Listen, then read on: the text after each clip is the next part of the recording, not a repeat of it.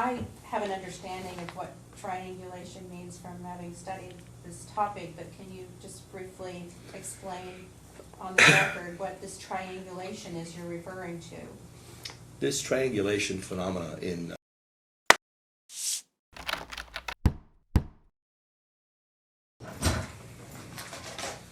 All right, we are on the record in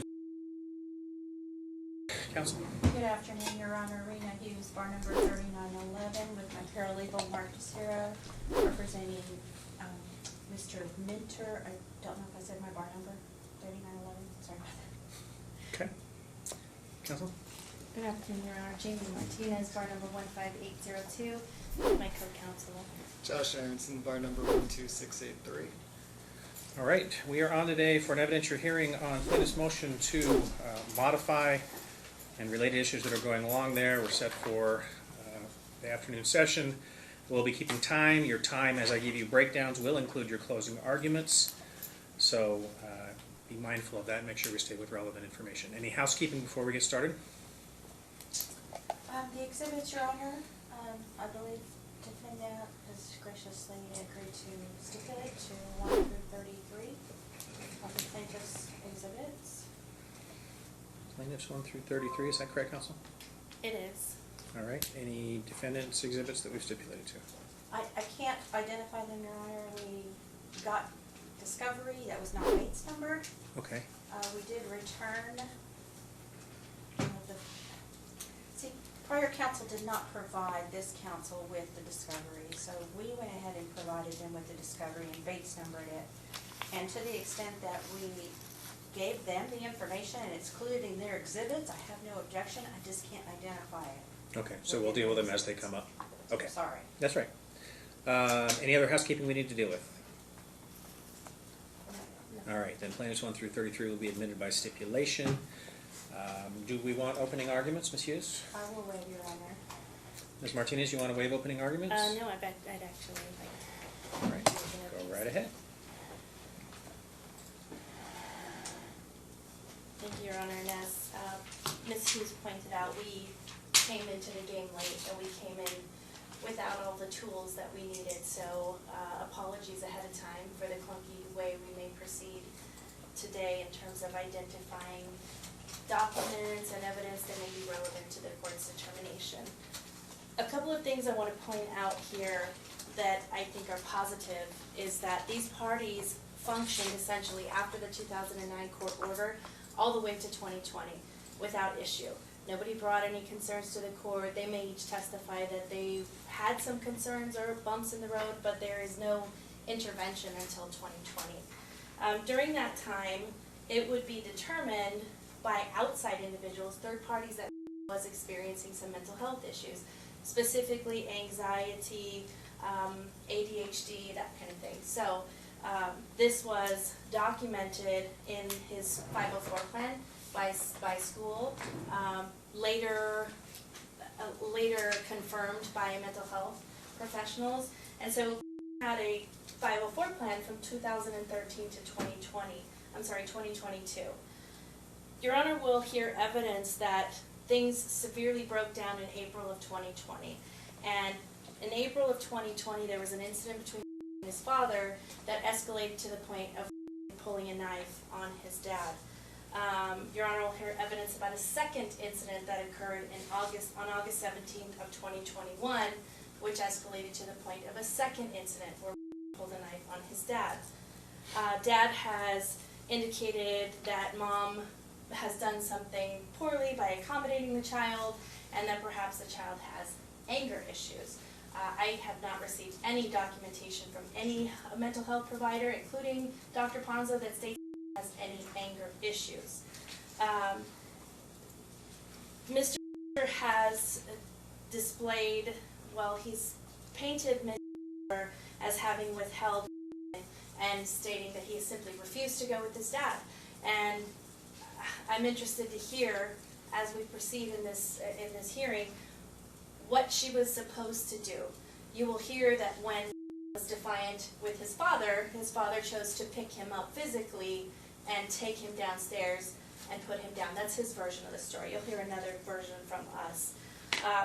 told his mom he didn't want to go with his dad, that he was scared of his dad, told police that he didn't want to go with his dad and he was scared of his dad, told his grandmother that he was scared of his dad and he didn't want to go with his dad, and he even told his dad he didn't want to go visit his dad. Not because he told him not to go, but because of the events that had transpired on April 2020 and August 2021. So I will leave it at that, and basically we're going to be asking that plaintiff's motion be denied and that joint legal custody and joint physical custody remain. All right, thank you. Ms. Hughes, would you like to call? I believe Mr. Ponzo is here. I think I heard somebody on the door. All right.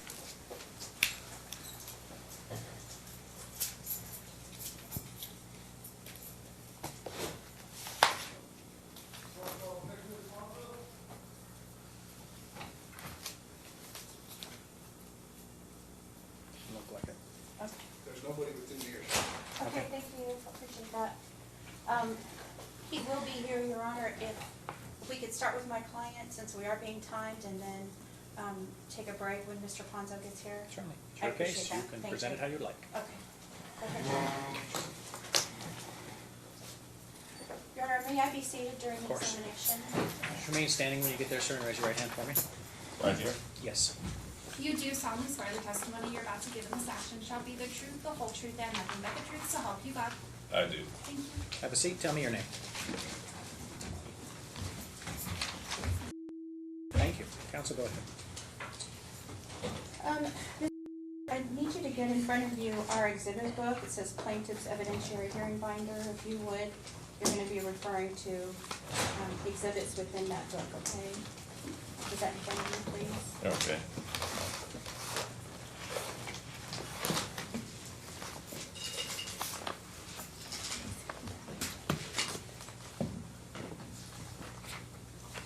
And you currently have joint physical custody of your son That's correct. with the defendant. Yes. What is his age? He's 15. Where does he go to school? And who does he live with? He lives with me half the time and half the time. Okay.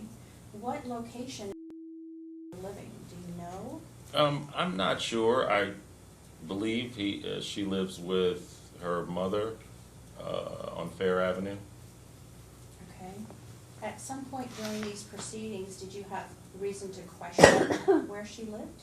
Absolutely. Okay. And why were you questioning where she lived? When I would go to pick up, her van wouldn't be there, and I wouldn't be able to reach her in a timely fashion. So I began to question if she actually lived with her mom. Okay. Did you reach any conclusions during the course of this litigation about where she might live?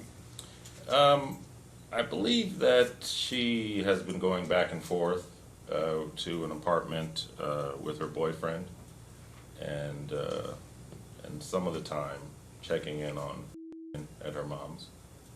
Who do you live with, if anyone? Just me, myself. And okay, describe your residence. It's in Centennial Hills.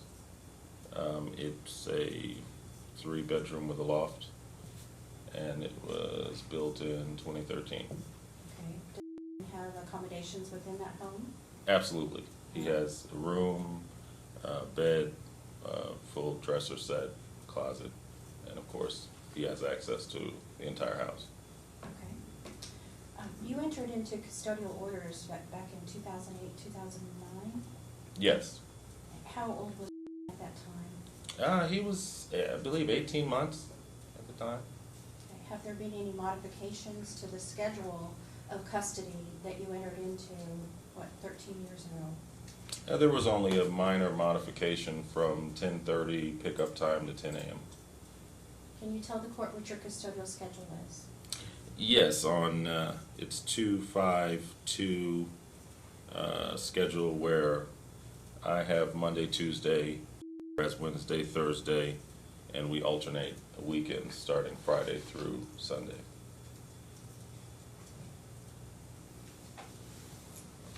And how has that schedule been working out?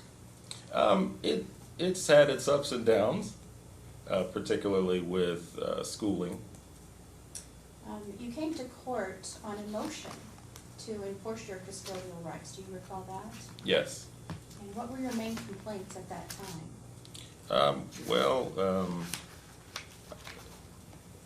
Had been withholding for several months, and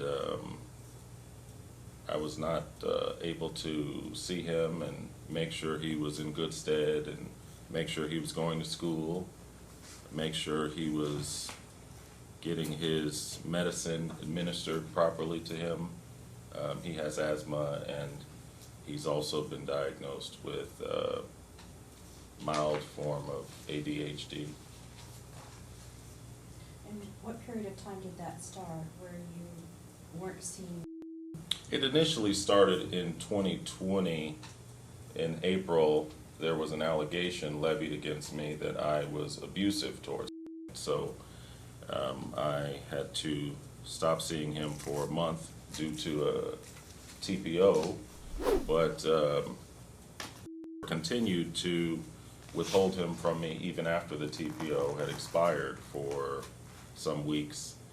But eventually, I started getting my time again. And then more recently, in 2021, in August 17th, came and picked him up after an incident and never returned him to me for about a year. For that first period of time in 2020, you said April of 2020, how long did that period of separation last? Between the TPO and the additional withholding of time, it was a couple months. And then beginning in August of 2021, you said it was a year, or? Yes. I picked up from school on the 15th of August 2022. I had not seen him, or I had seen him, but I had not spent meaningful time with him for a year. We spent one day, I believe it was the 22nd of July, the 25th, I'm sorry, of July. We spent the day together, and we went and looked at some schools. We got a magnet offer from Valley High School for ROTC program. And so we called his mom, and she wasn't really interested in the program, but I got to spend the day with him, and we went out to eat and a couple times and had a good time. The result of that absence, let me word it a different way. So you said you did not see him for approximately a year. Mhm. Did you have to go to court in order to see him? Yes, absolutely. I had been sending text messages every time it was my time to pick him up. I had also been sending her emails because she was saying that he had mental health or other medical issues that she wanted to resolve before, I guess, he came back to me. But ultimately nothing was ever resolved. No additional diagnoses were made, and I still wasn't getting my time with. Would you turn to Exhibit 23 in that binder, please? Sure.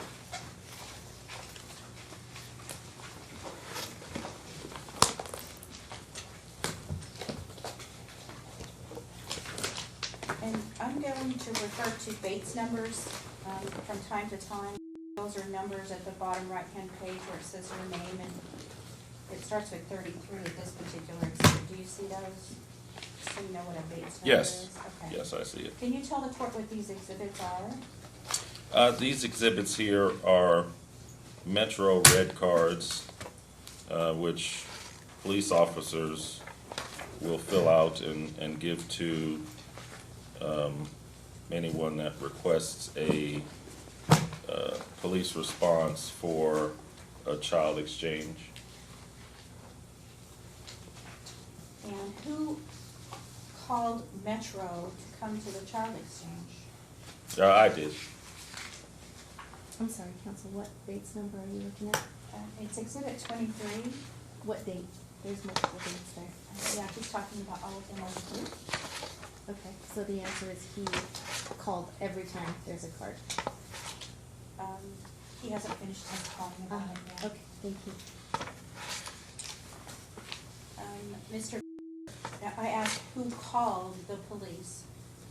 I believe you said that you did. Are these all the calls that you made to Metro to help facilitate child custody exchange? On the 17th of August 2021, I believe also called Metro, but I've called Metro the vast majority of times because I would say, you know, he's almost ready, and 30 minutes to an hour later he wouldn't be ready, and so I started calling Metro so that there wouldn't be any incidents that didn't exist before I got there to retrieve my son. There are Ms. not- Hughes, just, I've got concerns about Exhibit 23 because on almost every one of the cards, the month has a hole punched through it. So I don't know if you can get some that aren't punched. I would like to actually have the actual dates in the record. I don't know if you can do the second, while you're on this exhibit, I just wanted you to be aware. Can we pull those up? I believe we can pull those up from our database at the office, if we can print them out. And I have a copy here. They That have the are approach. not stamped, are not punched. They are not punched and they're date stamped, but this is my only copy, so I can give We'll it. make a copy. Okay, thank All you. right, thank you. Sorry, Ms. Hughes. And also, before we go on there are duplicates here. Okay, she hasn't offered it yet, so we'll Okay, get to those. thank you. Yeah. Yeah, 136 and 33 are duplicates. Is that what you're talking about, Counsel? I That's think right. there's actually more duplicates. Okay. I'm sorry, I misspoke. They were admitted by stipulation. She hasn't mapped off of them. We certainly don't need to introduce duplicates, you know. Okay, so let's see.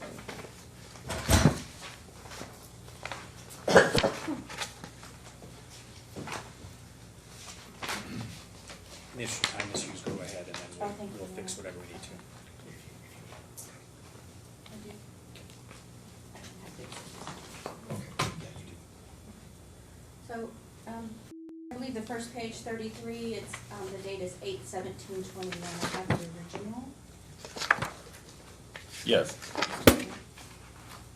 And I think you already testified that, her and you called the police there at that time? Yes, I believe that he had locked himself in the bathroom, and I believe he contacted his mother because I could hear him, as I went downstairs, I could hear him through the door Okay. calling his mom. Okay, and I don't want you to say anything about what he said, okay? That's a standard, Okay. rule, if you would, please, don't do that. The next one, Mark, can you help me with this, with your computer, I think, work your computer. The next one after August 17th.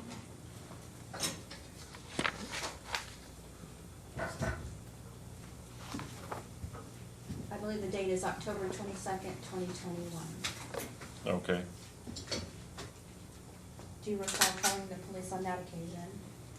Yes. Okay. Next one. The references in the card, who made those references? Where it says address reference, who wrote that? The officers that responded, or Okay. one of them. Okay, so that's not your handwriting. Correct. Okay. And this says refuses to go with father, do you see that? Yes. Do you recall anything about that incident?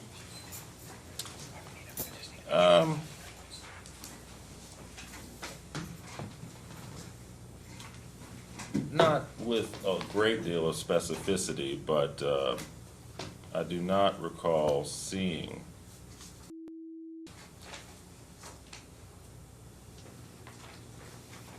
Okay, the next one, is marked. Case number 35, you see that?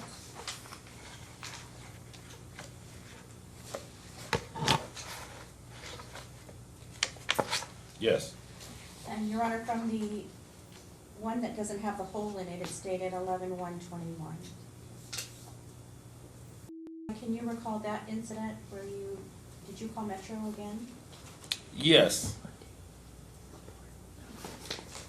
Okay. And that was to facilitate contact? Absolutely. Did you get contact with your son that day? No, I did not. Okay. The next one is March 36th.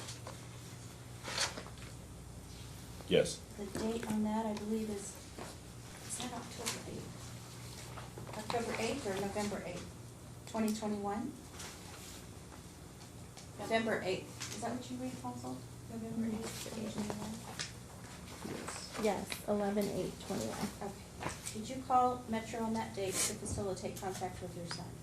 Yes, and I also called because had sent an email saying that it was catatonic and wouldn't go to school and hiding under the bed, and so I asked them to do a welfare check, asked Metro to do a welfare check to see if he was okay.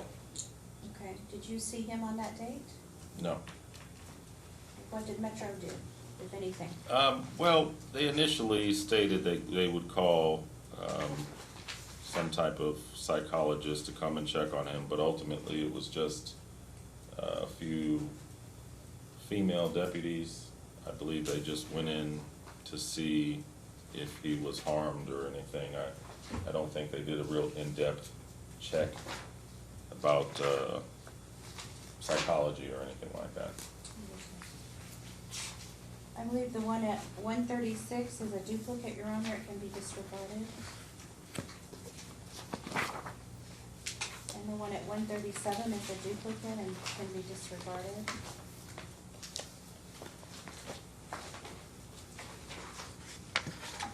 And also 138. Were there other events where you called Metro to assist during the child custody exchange? Yes. Were you ever successful in obtaining visitations with your son from the period of time from August 2021 to July 25th, 2022? No, I was not.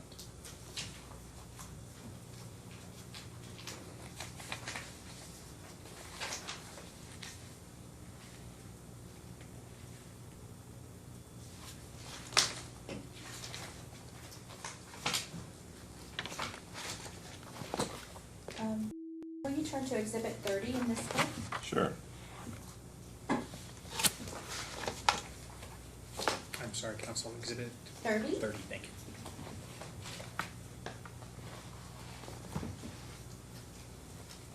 Over that period of the year, did you continue to try to make contact with your son? Absolutely.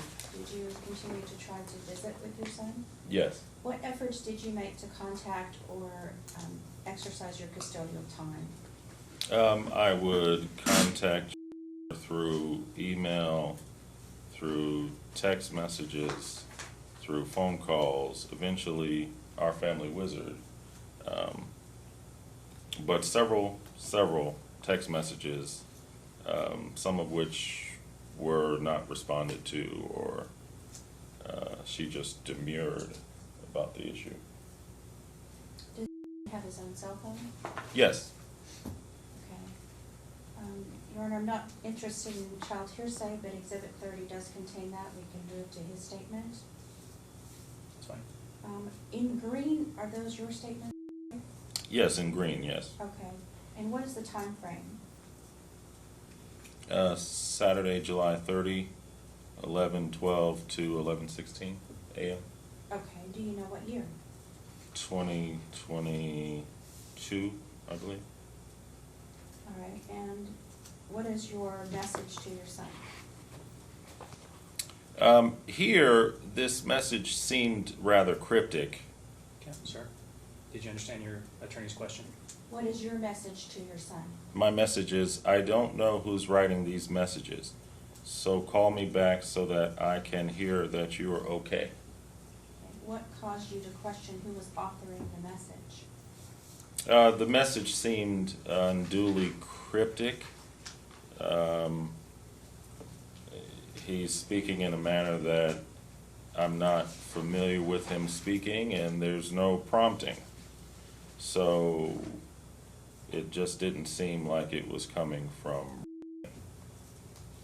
What were you reaching out to him for on this particular occasion? Around this time, we were, I believe. Objection, Your Honor, misstates the evidence. She asked, what were you reaching out to him for? He didn't reach out, he did. So Around that time, we were going to schools to look at different schools to find out what opportunities there were. And there was a fair at the Meadows Mall, a school fair from CCSD, and it was sponsored, and there were events there, and you could get your shots updated, and so we had made some plans because we had started talking on the phone a few times prior to that, and so we had kind of made some tentative plans to spend that day going to the mall and looking at some schools. Were you able to go? Not on this day, no. Were you able to go on another day? Yes, we went on, I believe, the 25th of July. That was when we went to Valley High School and met with their magnet coordinator who runs their career and technical programs, and he talked to him and said that he offered some opportunities for him in certain programs, like the ROTC program. He recommended it. But ultimately, we didn't go with that because I called her from the school to let her know that there was an opportunity, and so was going around taking panoramic photos of the gym and things like that so his mother could get an idea as to what the school was like. But she didn't seem interested in it. Did you have a discussion with her about potentially sending to this school with the ROTC and the magnet program? Yes, while we were there. You spoke with while you were there at the Yes, school? over the phone. Okay. What was your discussion with? The discussion consisted of the programs that they offered and the requirements. I believe you had to maintain a C average, and she took issue with that. She thought it might be too challenging to do a magnet program. And so that was one of the reasons, I believe, that she wasn't interested in it. Have a C average at that time? No, he did not. Well, let's talk about his school performance. Going back to Exhibit 9, Your Honor, I believe Ponzo is coming up. Just received an email, he's on his way. Okay. He just told me he was coming up the stairs, so. Oh, gotcha, sorry. We'll keep going. On Exhibit 9, can you tell me what this document is and identify its grade? Yes, this is a gate determination from when he was in the 2nd grade. And it shows the percentiles that he tested in, which moved the school to recommend that he might be eligible, to recommend that he enter a gifted and talented program. And, I'm sorry, that was grade 2? Yes. And how old was I believe 7. About 7? Okay. Yes. So at that point, he was being recommended for gifted and talented through the school, Hoggard Elementary School, correct? Yes. Okay. Thank you, Your Honor. I'd like to break and go to Nicolas Ponzo now. All right, so you can go ahead and step down for now. Thank you. You have 55 minutes, Ms. Hughes. I'm sorry, you said the time. 55 minutes. I've already used 55? Left. No, you have 55 minutes left. I give you what's left. At least it's easier for me to understand that part of it. Come on up. Remain standing when you get to the table and raise your right hand.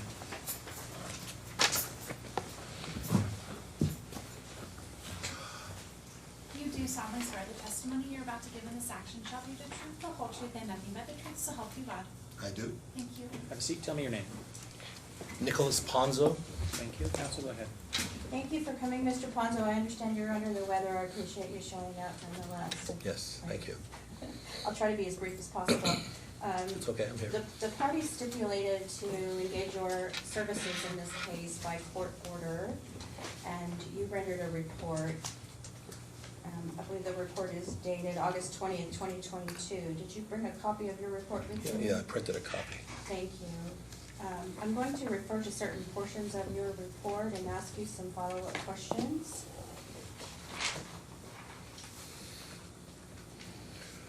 I'll try to be as brief as possible, because I know you're sick and I am being timed. So, you mentioned on page 2 of your report, after the cover page, that the child's mother presented the child's current living situation comprised of her living with her boyfriend of approximately 12 years. But that mother stated she planned to move with her son to her mother's home. And you had some question about where the child really lived, because then at page 10, you indicated there is a concern about the child living with his grandmother. What were you able to ascertain as a result of the work that you did in the interviews of the parents and child? Where was the child living?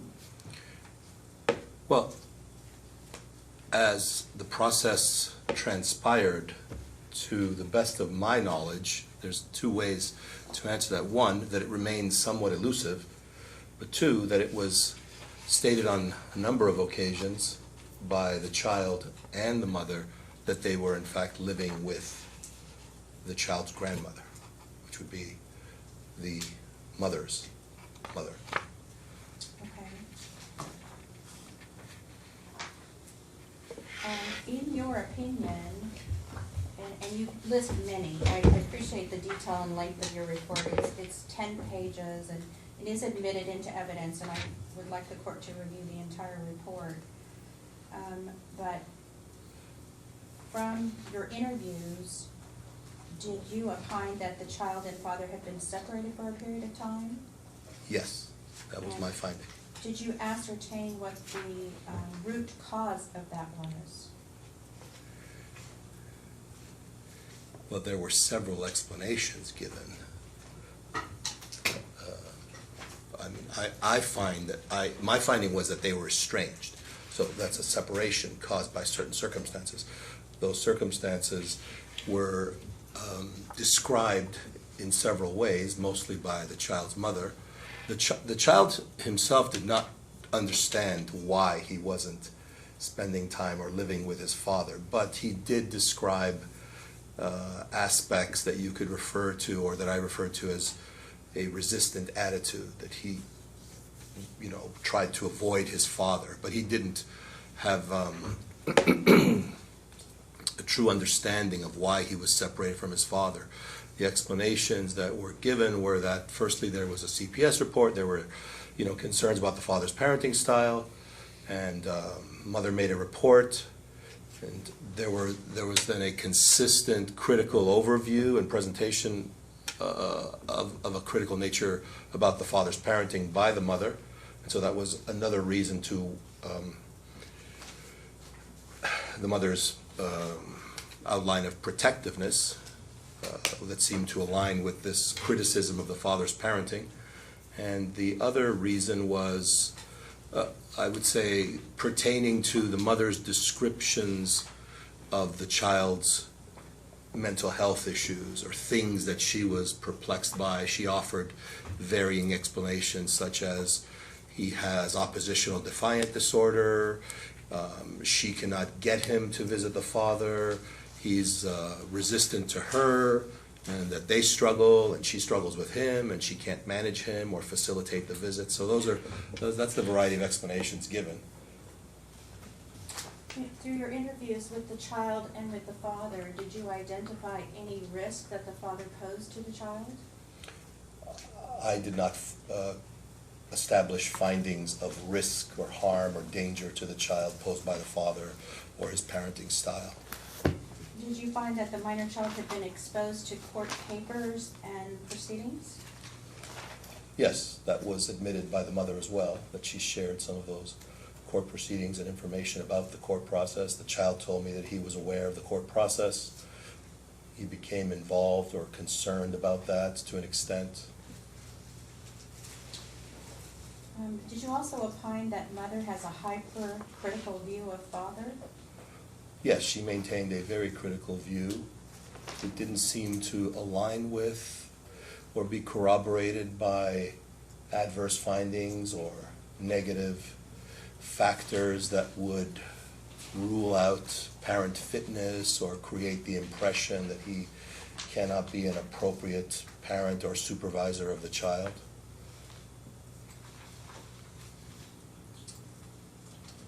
Through your interviews of the parents, did you identify the likelihood of their ability to co-parent or their level of conflict? Well, I'm so sorry, I thought I shut that off. Wrong direction. I was concerned about that. I tried to help with that because I considered this based on, our understanding, the court order, that there was a therapeutic process as well in this. So it was, partly assessment, partly therapeutic. And that as much as there were efforts to first examine certainly the nature of co-parenting, the dynamics of co-parenting, efforts at trying to align the parents to a point where they would be mutually responsible and share information and cooperate and create a higher level of consistency in their communication in order to impact the child's functioning, address things mutually and together in a coordinated fashion. That didn't seem to be unfolding in a positive way. There was a lot of resistance on the mother's part. She was rather hostile towards the father. She maintained that hostility. She demonstrated that hostility in sessions with the father. To put it in a simpler way, she maintained a critical overview of the father's parenting style in consultations with me and in numerous writings that she would present to try and highlight. These are communications, email communications with me. In the presence of the father, when I constructed joint parent sessions, she became more openly hostile in the presence of the father and very confrontational, and ended up engaging in disparaging commentary and a little bit of name calling, and it didn't result in substantial progress towards cooperation and coordination of efforts. You note in your report she called him the N-word during a joint session? Yes, she did. Okay. But she didn't use the letter N, she used the whole word? The whole word, which I think we have an understanding in our society, we just reduce it down to the N-word, we refer to it as the N-word out of respect, I think, and not to continue to engage in that kind of language. But yeah, she did. I think my interpretation is that she was angry at him, and as they were engaging in communication, it went way off track. It wasn't focused on talking about the child. She was engaging in discussion about him, his character, his parenting, and that she was apparently taunting him. Was my impression. Wanted to create that kind of dynamic between them. At page 7 of your report, you state that father and child sessions indicated that the child feels conflicted based on negative information and the perception that his father is not supportive. the child reveals the experience of triangulation and becoming aligned with and trusting his mother. I have an understanding of what triangulation means from having studied this topic, but can you just briefly explain on the record what this triangulation is you're referring to? This triangulation phenomena in,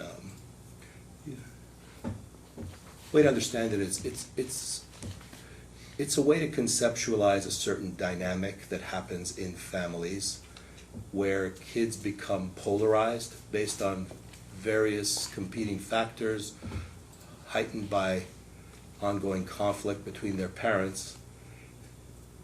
Basically, it describes the concept of being pulled into parent conflict, being placed in the middle.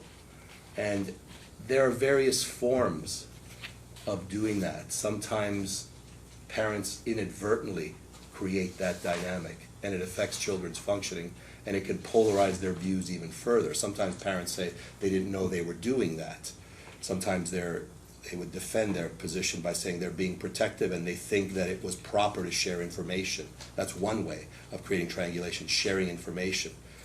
But it's basically putting a child in the middle of parent conflict and demonstrating to the child that the parents are not united, they're not cohesive, and that there's an energy that is, being requested of them to take a position, to take a side. Based upon your interviews and sessions with the parties and the child, did you ever form an opinion as to who was creating the triangulation? The triangulation, rests within the dynamic of a high level of parent conflict and ongoing unresolved parent conflict. But I think that it is mostly attributed to, you could say lack of resolution of that conflict and lack of the establishment of cohesion. But then it is attributed to the mother who takes that critical and very dim view and has shared information. So some of the actions of the mother, admittedly, as she admitted, she wanted to share information about the court. She told the child that the father was a risk to her. A risk to him because the father called the police. The child identifies the father then as a potential risk or somebody that's going to disrupt his life by calling the police on him, and the way the child interpreted that is when the police is called, it's he that's going to get in trouble and possibly arrested, detained, incarcerated. It projects the view. The mother's views are projected onto the child. The child integrated these beliefs and ideas. Their negative perceptions, their negative beliefs about his father. So you could say the triangulation is based on the mother's judgments and actions and the nature and level of information, negative information that she shared with the child. At page 7 of your report, at the very top, you state that the father told his son that he loves him and misses him and does not wish to hurt him and will not hit him or use any physical discipline. Through your therapeutic processes and your meetings and interviews, did you find that father adequately reassured his child of his safety? Yes, I found that he did, consistently and adequately. And do you have an opinion as to the level of conflict continuing to affect the welfare of the child? My opinion is that it will affect the child's functioning. It will affect him adversely. I do have a concern about that. So my opinion is that child's exposure to continual parent conflict is detrimental to his functioning, and it will interfere with his ability to gain access, maintain access, and support from both parents. And the child, I don't believe, has resolved that he can have both parents in his life. So he maintains this polarized view and this negative set of perceptions and beliefs about his father that I think is also something that interferes with his development, so it poses a risk to the child's development. Through your process, Mr. Ponzo, did you form an opinion as to whether either parent will be resistant going forward to co-parent? Yes, unfortunately, I think that my opinion, as was formed throughout the process, is that the mother has reluctance and resistance to co-parenting and being more cooperative, enhancing the quality of cooperation, communication, acceptance of the father's prominent role in the child's life, and the facilitation, because aside from acceptance, there needs to be action. So people can talk about things, but the only thing that matters is what people do. And I have concern about the mother's difficulty or inhibitions in promoting access and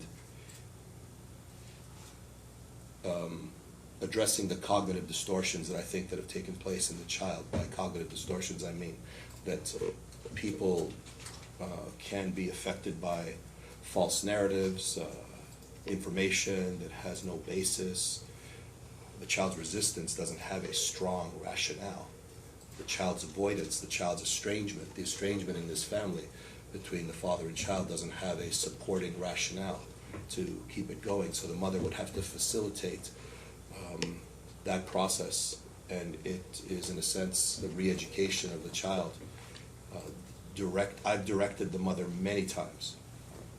That's why unless something has changed, and I haven't worked with them in a while, I directed the mother many times to try to ameliorate the situation and work with the father and present a cohesive, cooperative parenting situation for the child. Through your services, through the performance of your services, did you find that mother ever came around and agreed to resolve those things and be less critical and cooperate with father?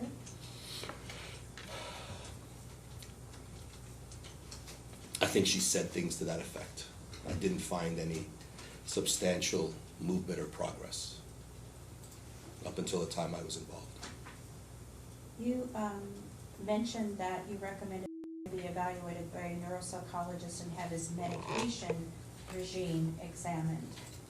Yes. One of the complaints of father, and the reason that you were looking into some of these things was that he was restricted or excluded from making medical decisions. And do you recall that? Yes, I do. Okay. And what would be your recommendation on how to resolve this if mother is an involving dad and you think a neuropsychologist needs to examine him and his medication needs to be followed through? What is your recommendation to my client? How does he resolve these problems? Well, I don't know. He needs to be enabled, I suppose, to have the ability to just find the appropriate specialists and make appointments and let the process take place. So I don't know. So he should be enabled, is that what you're saying? The recommendations stand, and that's my opinion. I think this child is struggling. I think there are issues and aspects of his functioning that have been neglected, and in my multiple meetings with him, it was evident that he is struggling with something that has not been discovered, whether it's a closed head injury, whether it's some kind of traumatic event, or something else, that may be, not documented or understood in his development. I don't know what kind of family medical history there is, but, the things that I pointed out in my report about his speech patterns, his avoidance of eye contact, his halting manner, his slow ability to just respond and integrate the question and then respond, more spontaneously, the lapse in time. There are some cognitive impairments, it appears, that are going on, and he needs help. I think there need to be answers and some clarification. It hasn't taken place, and that was very disturbing. And the father told me continuously he didn't have the ability to make things happen. At the time, the child was with the mother just about all the time, so.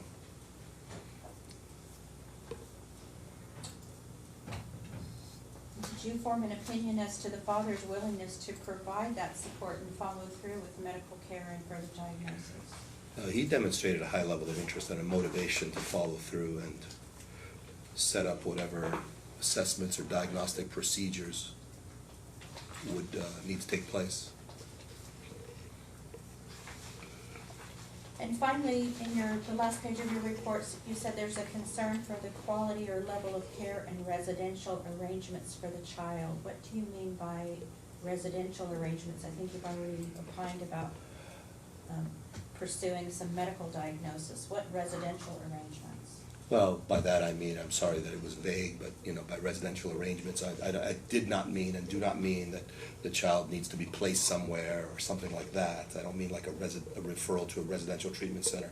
I meant that there are questions about the nature of his living arrangements, where he lives, how he's cared for, who is supervising him, you know, does he have access to health care, who is looking after him. And I found in this entire process that, you know, there were many things that were just unanswered and left as vague or, you know, ambiguous explanations as to the quality and level of care and involvement, parental involvement for this child. Did your questions linger with regard to the father or the mother or both? Well, of course, I think that they should both be involved, and I think that's reflected in some of my previous comments, but, you know, the concern is the ambiguity and the vague explanations and descriptions of the living conditions and the supervision and so on, you know, by the mother, because she is was, again, I don't know, I haven't been involved in this matter for a little while, but was the primary custodian, had the child, provided explanations about, you know, who he was living with and who cared for him. So I think the concern is more on the mother's part. I believe you started your testimony by saying it was elusive when you tried to pin her down about where the child was living, that she was elusive, is your word. Yes. Did you ever have that answered for you? No, not clearly. Well, as I said, the assumption was that he's living with his grandmother. And finally, did you form an opinion as to whether or not mother is resistant to father's involvement in not only custodial care but medical decision making? Yes, the mother was resistant, and that was noted throughout the process. That was noted through her presentations, that was noted in the joint sessions between them, that was noted through my review of their communications, which would be forwarded to me, and then my review of their communications to me directly. Sometimes they would just communicate with me directly. The mother would send me a lot of emails and information too that indicated that she hadn't begun to engage in a more sustainable and positive or cooperative kind of co-parenting. So that information was derived from various sources. Thank you, Your Honor. Pass the witness. Cross? Good afternoon. Good afternoon. I am Jayme Martinez. I represent Ms. You and I spoke over the telephone. Oh, nice to meet you. Nice to meet you in person. Thank you. I also want to talk to you about your report, but I'd like a little bit of clarification first. You said you haven't been involved for quite some time. Can you give us an estimation as to when the last time you met with this family? Okay. Individually and collectively, if you would, please.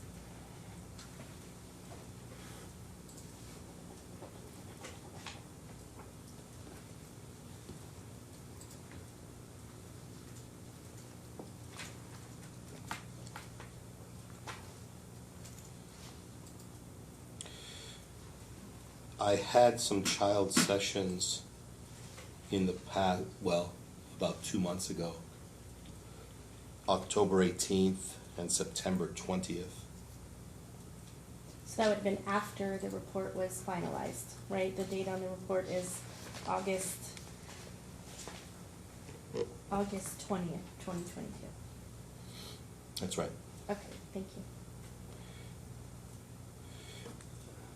I believe that I'd have to look those up, but I believe that I got some continued information and input from them after my report as well, but that would be through email. The father has called me, and that, you know, isn't in my appointment schedule. I didn't document, it was rather informal. He just gave me some input. When was the last time, I guess the question is, when was the last time you met with the mother and the father in person, had a session? The joint, Joint or any individual? kind of family session? Yes. That would be in,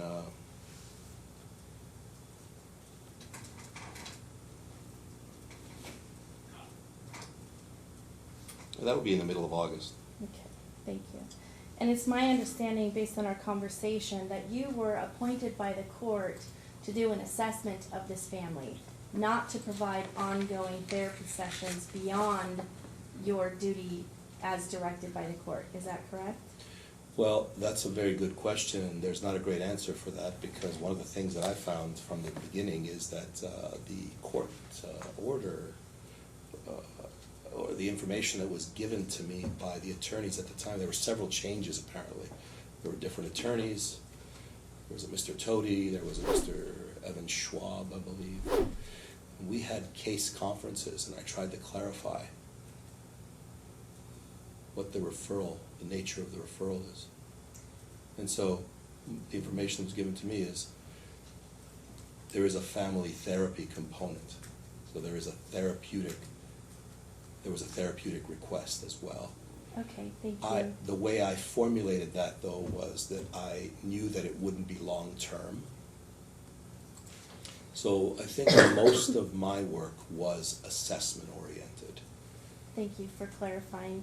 On page 1 of your report, there is, towards the bottom, a section that says process and procedures, and underneath it, there's a list of things, I believe are things that you did or things that you reviewed in order to come to your opinion, correct? Yes. Okay, and in that list, I do not see any psychological records from past psychologists. Is that true? Did you review any of those? I don't believe so. I don't believe that they were presented to me. Okay, so you are not aware that had been seeing a therapist, they believe her name was Alba, from July of 2020 through, what date that was? I have the date, my apologies. February of 2022. You were not aware of that? I am not aware of it as you specified now. Okay. Dates, range. I was Okay. aware that he was in previous therapy. Were you aware that he had 68 sessions with his psychologist? Not aware of 68 sessions. So neither mom nor dad disclosed that to you? Neither mom or dad told me that he had 68 sessions with anyone. Thank you. Would that have been something you would have liked to see in order to come to your opinion or to make a proper assessment as to his mental state? Would have provided some insight into why he was functioning the way he, so I would have been open to that, you know. Thank you. I also don't see any medical records listed here, and that includes MRIs, neuropsych evaluations, neurological evaluations. Did you review any medical records before reaching your opinion? My opinion is based on the work and the process that I outlined. So the other thing to point out is that I was not asked to do a custodial evaluation. I was not, there are many things that I think you're pointing to that would disqualify me because. I'm sorry to interrupt you. The question is, did you review any medical records, and it's a yes or no? Yes, I did. Okay, and which medical records were those? The ones that were presented by parents as attachments to emails. Do you recall what they may have been specifically? Blood tests, visits to the pediatrician, whatever medical records they submitted, but again, I didn't incorporate them because I wasn't doing what you'd call a focused assessment or a custody evaluation. Thank you. On page 8, you have a recommendation to parents that a neuropsychological evaluation apparently has not, I'm sorry, you make a comment that a neuropsychological evaluation has not taken place. Is that correct? page 8, last sentence. It would, if that's what I said, then it's correct. What, did you want me to refer to it somewhere? No, I just want to make sure that I'm reading that correctly. Where So you is would it? agree that the last sentence is, one of the recommendations that you're making is that a neuropsychological evaluation should be done, or that it hasn't taken place yet? That's right. Okay. There's an so- explanation for that. Sorry for speaking of you, my apologies. We're timed, so I kind of like talk problem. fast in general, but sorry to step over you. So you were not aware then that it did undergo a neuropsychological evaluation on September 20th of 2021? Evidently not. Thank you. So that means you would not be aware that that assessment resulted in a diagnosis of major depressive disorder, recurrent or moderate, general anxiety disorder, and post-traumatic stress disorder unspecified. Is that correct? Is what correct? You would not be aware that that diagnosis was made as a result of the neuropsych evaluation? The parents did present information that there were diagnoses made, but apparently they didn't represent it accurately because they said it was a psychiatrist. Thank you. Kind of a sidebar question. During COVID, did you see patients? Or, sorry, did you consult with patients? During the pandemic, Yeah, when we were in quarantine, when we were all locked up. did I? Yes. Yes, I still worked. Okay. And did you do that virtually at any time? I did sometimes, except a lot of my caseload insisted on coming into the office. Okay. So when there was a person who was not resistant to a virtual appointment, you would accommodate? That's right. And Yes. do you believe that the virtual appointments were effective? Were they decent consultations? Depends on the process. I do a number of things. Okay. So if an individual came to you for a psychological appointment, a therapy appointment, and you did it virtually, would you trust in the information that was exchanged during that appointment to be valid and reliable? There's no black or white answer because you'd have to understand the scope of my practice.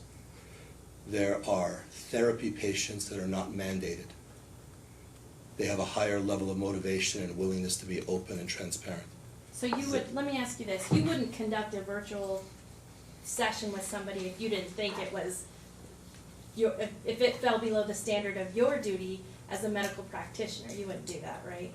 Well, I wouldn't do it because I'm not a medical practitioner, I'm a psychotherapist. Okay, as a psychotherapist, you wouldn't conduct a virtual appointment if you didn't think that that met your duty as a therapeutic provider. If I knew that, yeah, that's a standard of practice. I would Okay. say that's an ethical consideration or just a standard to try and meet the standard of quality care. Maybe you gave me the better word. It was not unethical for you to conduct virtual appointments with those who appreciated and wanted them. I don't know how to answer that question because I'd have to, It was either unethical or ethical. That's the question. Was it unethical for you to engage in virtual appointments with patients who agreed to have an appointment in that method? again, I don't know how to answer that question. The whole paradigm and the scope of ethics in various psychological practices was being reviewed during the pandemic. There are associations, I just went through more training recently, there are associations that were opening up this whole area that historically had never been presented so much to practitioners who are available in offices. Things were evolving. Nobody will dispute that. That's right. Would you ever do anything knowingly unethical? No, Thank you. not just in my practice, in life. Thank you. Now, I have had the experience of being a parent for 28 years, and that may be a blessing or a curse on some level. But what I can tell you is that I have, Objection, Your Honor? Waiting for a question. the question is this. Do you have an opinion as to the four generalized parenting styles? Do I have an opinion on them? Yeah, is there a theory that exists that there are four distinct parenting styles? Depends what author, researcher. Good point. So I'm going to list off four parenting styles with you, and I would like you to tell us if you are familiar with those parenting styles. What about a permissive parent?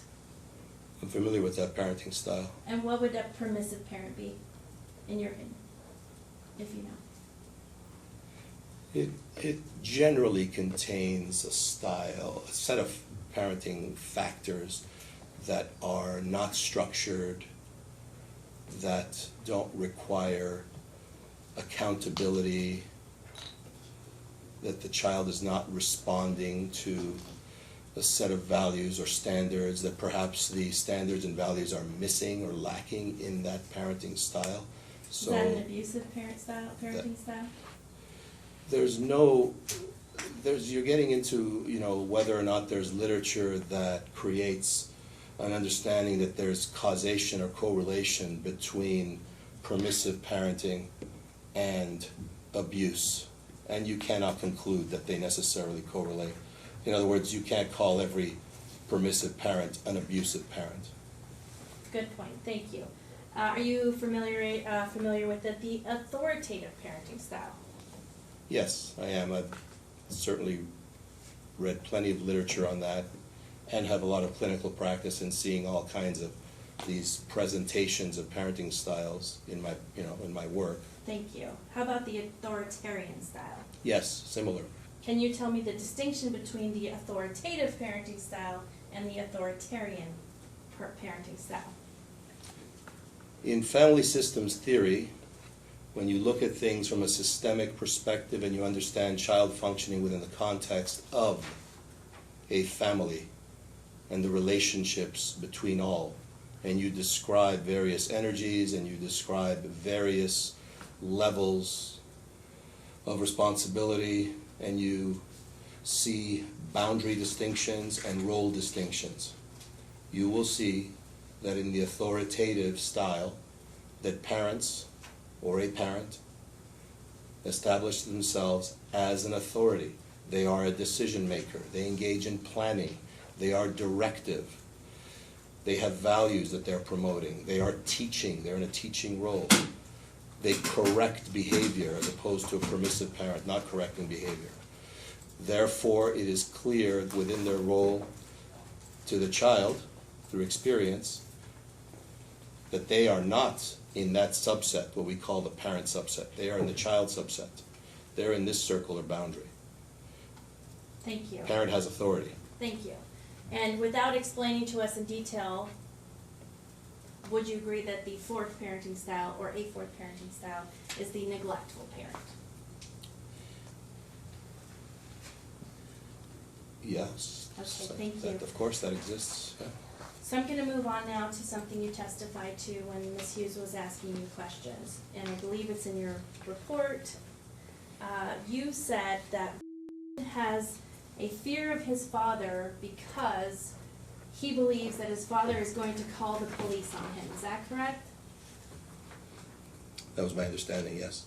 And are you aware that his father actually did call the police on him? Yes, that's my understanding. Okay, Yes. and do you know why he called the police?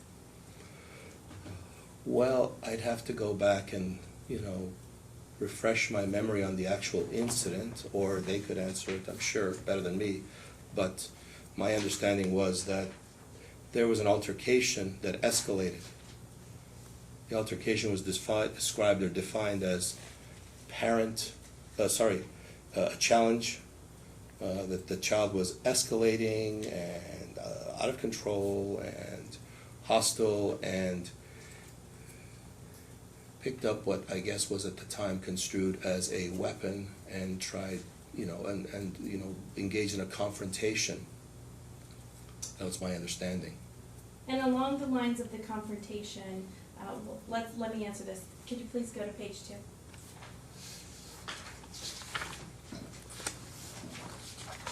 And I'd like to direct your attention to the last sentence of the second paragraph. The last sentence of the second paragraph? Yes. Yes. And does that reflect your recollection of the incident itself? Yeah, that was what I was told, yeah, Okay, so the weapon you're referring to was a knife. yes. Okay, how many incidences involving a knife were you told about during your sessions? Incidents involving a knife. Yes, instances where pulled a knife on his dad. How many of those instances were you made aware of during the sessions with this family? I don't exactly recall, but I think it was the one incident. Okay. So if there was another, and nobody told you about it, would knowing that have influenced your opinion in any way relative to the basis for his fear of his father? I'm a little confused by the If- question, Okay. because I thought that was the assailant, so to speak. I thought he was holding the knife. That is correct. Now, if you were made aware of a second instance where had pulled a knife on his dad, would that information have been important for you to know? I think all information is important, so yes, Okay, but dad never told you about that. I don't recall. He did tell you that mom called CPS on him though, didn't he? They both said that, yes. Okay, thank you. Now, the sentence you read says, I'm sorry, Your Honor, can I get a time check? You're at 58 minutes. 58 minutes left? Yes, Thank you. including closing. Thank you. Father, the sentence you read begins, father stated that the child did not accept discipline and ran to the kitchen for a knife. Did father ever expand upon what discipline meant?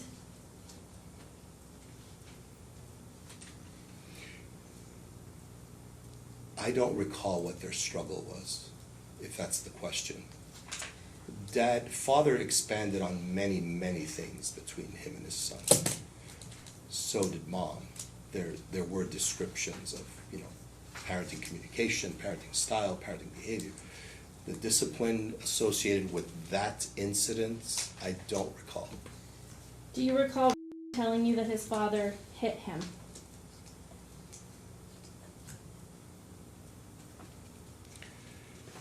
Yes, with a belt. Thank you. Do you recall telling you that his father called him dumb?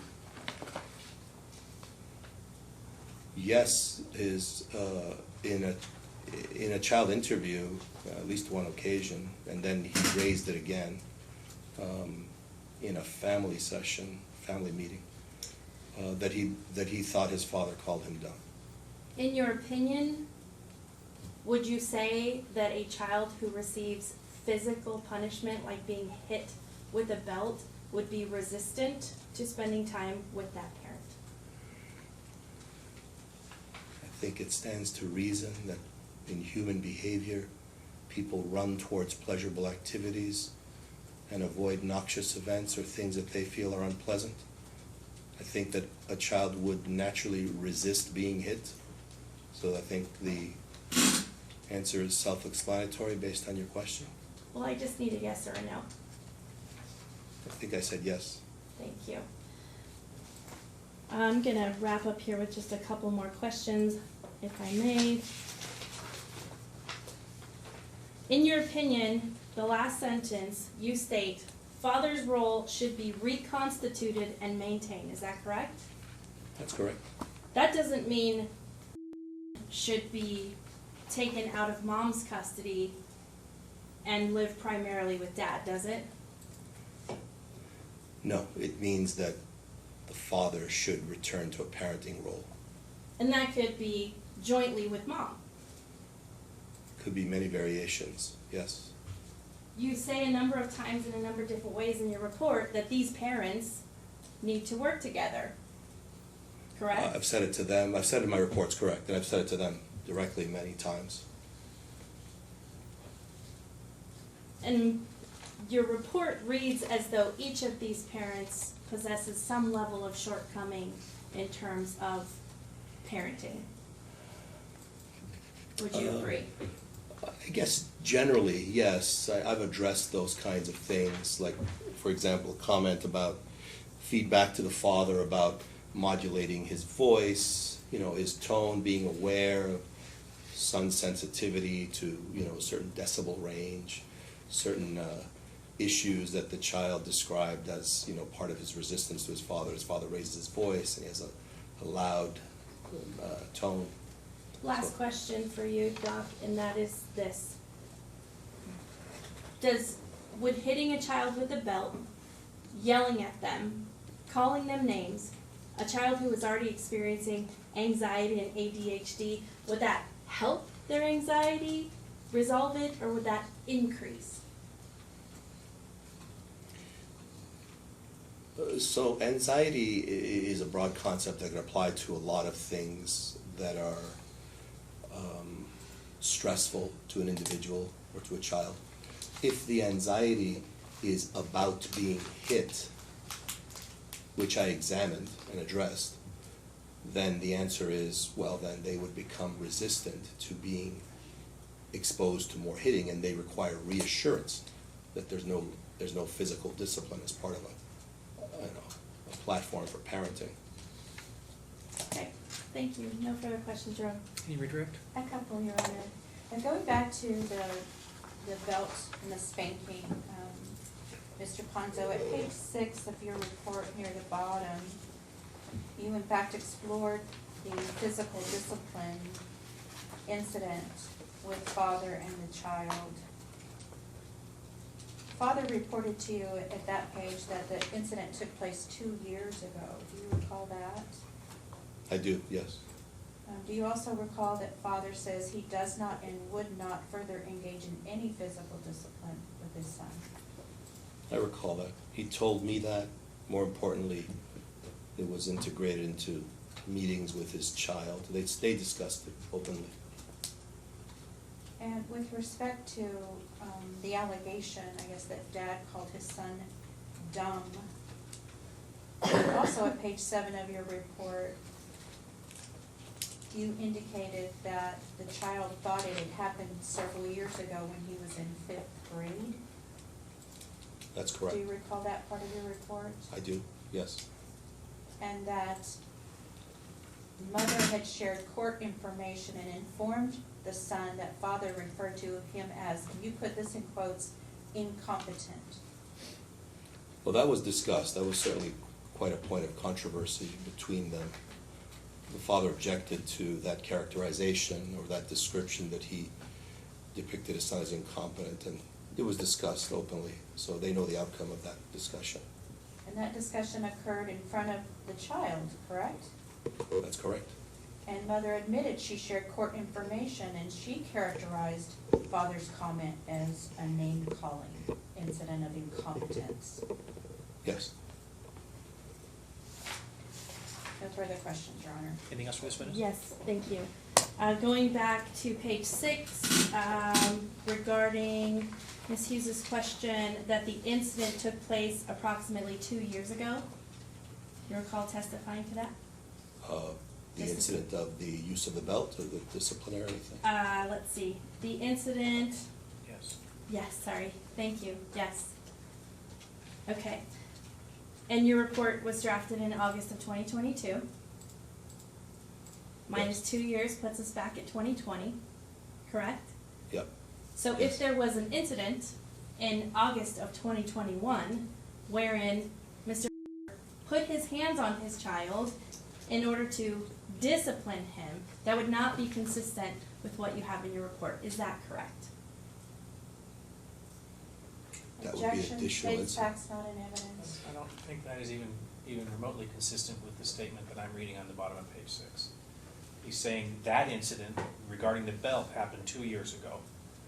If there's something else that happened, it would be somewhere else in the report, or he wouldn't know about it, so I think that's probably your better line of question. I'm taking it that counsel is presenting a hypothetical, Your Honor. I didn't hear it as a hypothetical, which is Okay. why I've got my concerns. That's Sometimes why I I made the ask- objection. Sometimes I ask really bad questions. Sorry, I'm gonna It's okay, go ahead and rephrase. restate it. I'm gonna reference a different point of your report before, as to lay the foundation for this. You said, after and his father discussed the physical discipline, father promised that he would never use physical discipline again? More or less. Is that correct? No. Okay. There's an explanation to that, but I'm not sure if you want a yes or a no or an explanation.